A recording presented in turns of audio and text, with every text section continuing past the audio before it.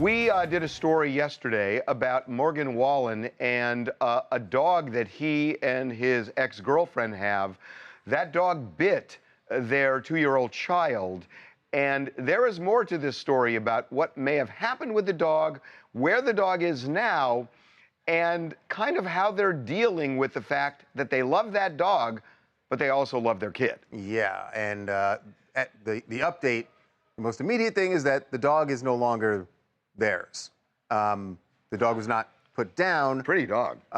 It's a Pyrenees, and Katie Smith, who is the mother of Morgan Wallen's son, she posted some information about it. She didn't say that this is exactly what happened leading up to their son getting bitten, but certainly she's painting a picture of what was going on in the house right before the bite, which, by the way, he got how many stitches? A couple of stitches. A couple of stitches, but here's KT talking about the dog bite.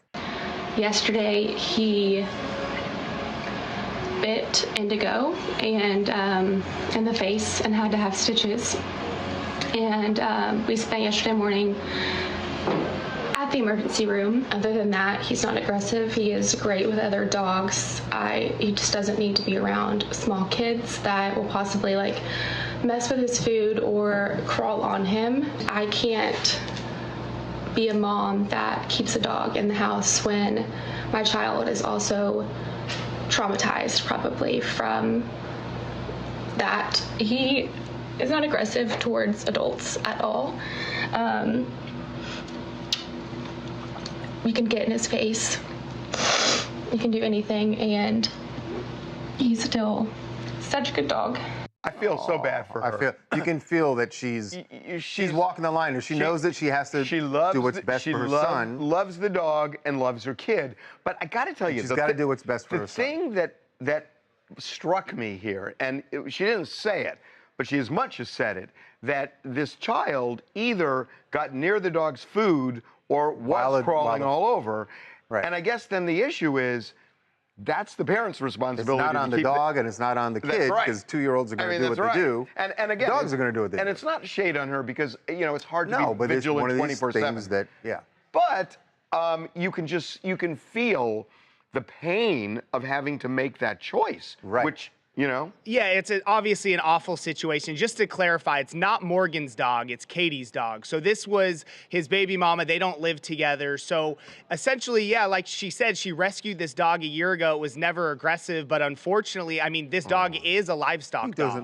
He doesn't so, look aggressive at all. no, he's not he's a working dog. Exactly. He's a bigger dog. It's a 2-year-old. Obviously, a 2-year-old doesn't know better. Clearly probably got in the dog's face. Right. Got bit, went to the ER. The kid's going to be okay. The dog found a new home, but obviously, really unfortunate situation. The dog found a new home in no small part to that video that KT posted. Right, to get in the dog's face and to show that this dog wanted to.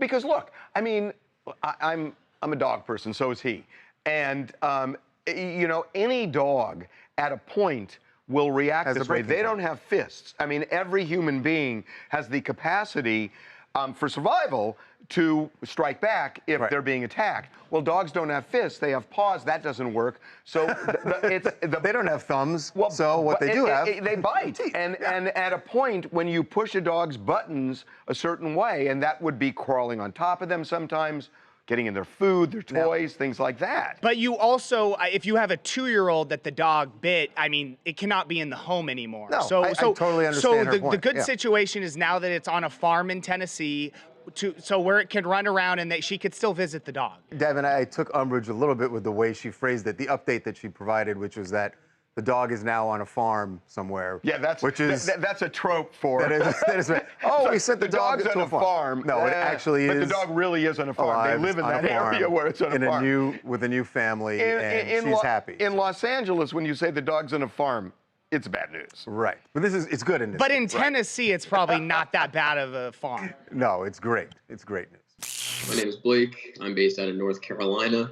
At the end of the day, a dog's an animal, and children don't know any better. So you don't know what's going to happen when a child is near a big dog like that, especially that I heard that it was a rescue. You don't know the dog's previous life.